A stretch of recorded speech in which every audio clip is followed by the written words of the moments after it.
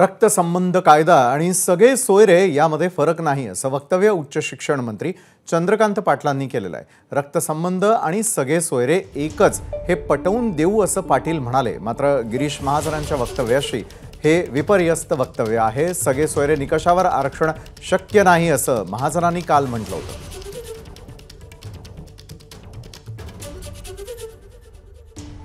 आता जरांगे पाटलांचं समाधान होतं नसेल तर त्याला आता आम्ही काय, आता सगळे सोयरे त्यांचं म्हणणं सगळे सोयऱ्यांना द्या, ते कोर्टामध्ये कोणी टिकणारच नाही, ते टिकणारच नाहीये आणि असं आरक्षण देता येत नाही।